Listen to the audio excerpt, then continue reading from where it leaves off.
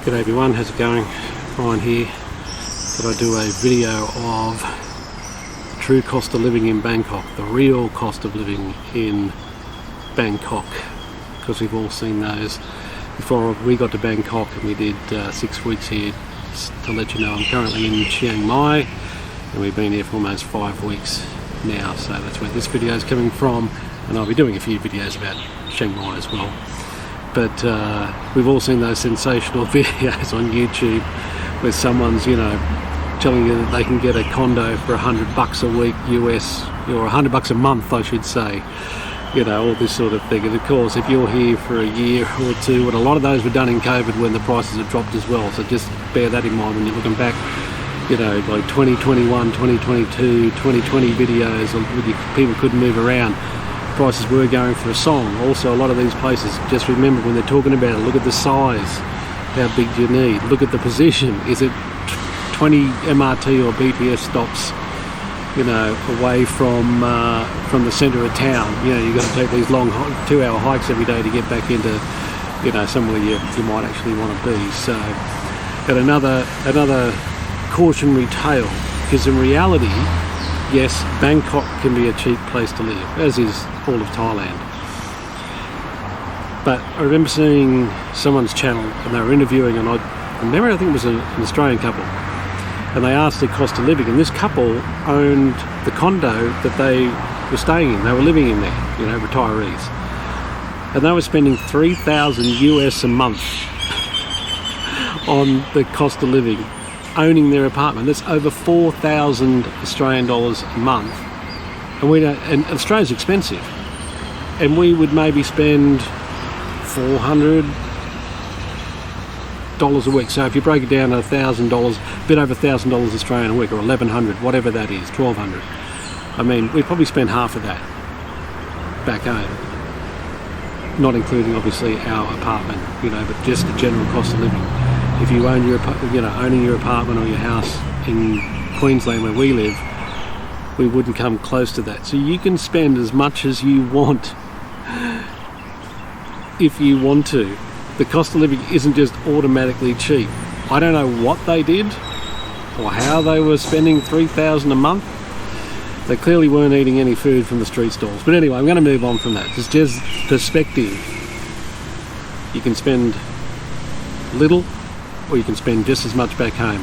And I'm not sure why you would spend as much back home, because what's the point of coming to Thailand? Anyway, that's just my 2 cents. So I'm going to break it down. This is for a couple, and then I'll do it for a single person as well. This is the reality in a good spot. We were staying in Hoi Quang. We were 4 stops from Sukhumvit, but Hoi Quang is also near Rama 9, the Thai Cultural Centre MRT stop. There's tons around there. The Hoi Quang MRT in that area is really authentic local stuff as well. You won't see as many tourists there. But let's get down to accommodation. Now, we had a larger apartment. Again, bear that in mind when people are giving you these costings, okay? They'll sometimes call a studio a 1-bedroom. If your bed and your living room are the same space and there's no separation, it is not a 1-bedroom, it's a studio, okay? So we had a 1-bedroom, a separate bedroom with its own air conditioning. It was 47 square metres. The building was right behind the MRT stop. We walked along a little driveway bit to the street, and there was the MRT stop. So very, very convenient. So we paid 350 Australian dollars per week, and I'll be doing I'll put up all the costings and stuff like that as we go along, and the breakdowns in different denominations, not denominations, in different currencies, sorry. And then they didn't have it, this Airbnb, and they didn't have it in their spiel, but they charged us, when we got there they said, oh, by the way, there'll be an electricity charge. So bear this in mind, you may not have to pay this, but watch out for that. They sneakily stuck it in them anyway. We ended up paying it. And that was $28 a week. So I'm still going to do the costing on that, adding that in, because you may, depending on the term you're there for, have to pay for electricity as well. So that's for a week. But they were advertising downstairs for long term. So again, when you see cheaper prices, this is a proper lease. This isn't Airbnb. You go and sign a lease like you would back home to rent a property back home. So For the same size apartment, I'm not sure on what floor, we were on 25 or 26, so we had great views and everything else as well. It was 20,000 baht per month, or around 220 per week. So we were paying 350, that was for Airbnb on a shorter term. It would have to be like a 12 months lease or something like that to get 220 a week. Okay, so just bear that in mind. That was really for people who can come, spend time and have a year here, maybe someone teaching English or a retiree or something like that. So you can get the accommodation cheaper, but it isn't $200 a month. It just isn't. In a good position, in a nice, reasonably sized apartment. And that was good enough for us, and my partner Nicole she was working remotely from there as well. So let's get on to, this is daily food and beverage, and again, what are you eating? If you're going to eat out all the time in restaurants, you are going to spend more money. We were spending roughly $20 a day. That's for two. That's Australian dollars, so 140 a week. And again, I'll do the exchange rate as well. So that's pretty easy. That's either eating from street food stalls, or we could go to somewhere like Pier 21 at Sukhumvit, and you're only paying that much money, air conditioned inside a mall. So that's how we generally ate, and every now and again we'd eat out somewhere else for something different, and mainly eating Thai food, or Asian food. So 140 a week Australian for two people, and that was pretty easy. My last video was, can you eat well for less than $10 US a day in Bangkok? And yes, you can. So going out entertainment, again, this will just depend on what you want to do. I put down 140 Australian dollars per week.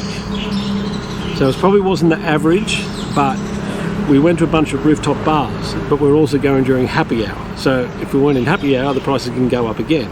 There was one bar we went where we didn't have a happy hour. So one bar we had, say, eight cocktails or something like that, 4 each, and some nibbles. I think we had wedges or something. That was 87 Australian dollars. And that was our one night out, Friday night out, go to a nice place, beautiful bar. So that was Air Bar, AIRE. And yeah, so that was 87. But then we went to another one called Zoom, and we had dinner. So we had, I think, 10 cocktails and dinner, and that was 140 Australian dollars. So I'm going to give you the kind of the top prices. You can work down from there. Maybe you just go to a movie or something. And mind you, sometimes the movie prices, depending on the cinema and what time session you're going to, are just the same amount. I saw tickets for, like, we call it gold class back home, maybe you call it premier class, with the recliner seats and that. Seats for one seat was over $50 Australian. So bear that in mind as well. It's not always as cheap as what you think, but on average, I won't even say on average, but the max we paid for one night out per week is a good night out at a nice place was 140, and we kind of average between 80 and that 140 as well. As I said, you may be just going out to some bars and having some beers, and you can do it a little bit cheaper than that as well. But this is, to me, is realistic. Public transport is super cheap in Bangkok, and I'd say we'd spend around 250 baht per person per week, or $11 per week. So that's per person. Then, and it just depends on how many rides you take or how close you are to the city. We're 4 stops. We wouldn't always go into Sukhumvit, we went there a few times, but we could just we could eat where we were at Hoi Kwang, or go down to the Thai Cultural Centre, stop, or we could go to Rama 9, or Pa Ram 9 as they call the stop there, and eat there, or do whatever we're going to do, walk around the mall. So, rideshare taxis. Okay, so maybe, and again, this is probably the top price, so they use Grab. They have another one called Bolt, but from my research, Grab was the most reliable, but a little bit more expensive. But $30 per week, rides across town depending on time of day. Literally, we take a 40-minute ride from where we are at Hoi Kwang to maybe down on the river somewhere, just say, well, anyway, go into town. It takes us 35 minutes to get to some spot we wanted to go, like a restaurant or one of the bars or whatever, and it could be $7 Australian for a half-hour plus ride. So they're pretty cheap. So count on them, around 2, maybe 3 of those per week. Some are a little bit less, some are a little bit more, but around Australian $30 per week on rideshare taxis. And they're a very good way to see the city. If you just do an MRT or BTS where they're on a certain track or a line, especially MRT, you're underground, but we learn a lot about the city by taking rideshare to different places as well. Just got different perspectives, because you don't always take the same route even if you go to the same place. Different drivers pick up on their app a different way to go, and depends on traffic. So good way to see the city, just a tip. So incidentals, $70 a week. So apart from accommodation, we had a rough budget of 350 Australian dollars a week. So when you take off, not including the public transport or the rideshare. Okay, so taking off our daily food and beverage, taking out our big, one big night out a week, incidentals probably run to about 70 Australian dollars, because you just never know. You walk past somewhere and go, I wouldn't mind a steak today, and it costs you $35 each or something like that. So I think that's realistic as well, depending on what you want to do. If you're going to temples and stuff like that, it could be going to a temple. Entry prices aren't exorbitant or stupid either, so you go to Wat Po or wherever you want to go to. So throw those in for little incidentals here or there, or go on some tour like the canal tour we went on or whatnot. So $70 per week for that. So I got a total of $780 per week. That's all in. Accommodation, going out, food and beverage, public transport, incidentals, rideshare, taxis. I think I might have, there could be another $11. I think I might have calculated, I just put $50 per person. I'm not sure if I did 22 or 11, but around that. So that's US 502 a week, Euro 463 a week, and the British pound 394 a week. That's for a couple, I call it all in. Now for a single, you're probably going to, obviously, you will not necessarily need a bigger apartment. You may be going for one of those 28 to 30 metre condos. So I dropped the price of the accommodation by $100 a week. Again, you probably, if you go way out in the middle of nowhere, you can do better if you stay in a big hotel. And again, that's the thing with accommodation. Are you here for a few days and you're staying at the Hilton? It's just going to blow this whole thing out of the water. Let's get real. It's not going to be horses for courses. It's just comparing it to what you sometimes hear on YouTube and the reality of being here. And I'm a perennial researcher, so I would have looked at every place that you could stay, or every area. What are the benefits? What are the benefits of paying a bit more to be in a certain place, for convenience, etc., etc. So, but then again, if you're staying at Le Bois or Le Bois down on the river, the hotel there, you could be paying $500 a night or something like that. It's going to just kill all this sort of stuff anyway. So, but I assume that a lot of people that may watch this are people that are going to spend a little bit more time here. So, accommodation, I dropped the price by $100 a week, so $250 Australian per week. Okay, so the total, and then I halved all the other expenses. So that ended up being for a single with a 30 square metre apartment in a decent area, close central to things that you might want to do, and that ended up being $394 per week, or US 320, Euro 294, or British pounds 252.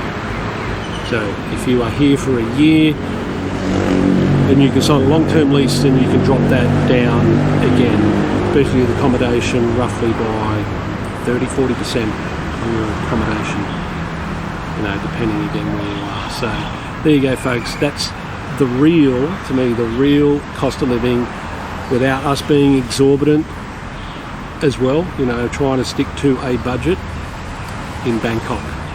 So I hope that gives you a better idea of what the average couple spends. Take care. Bye for now.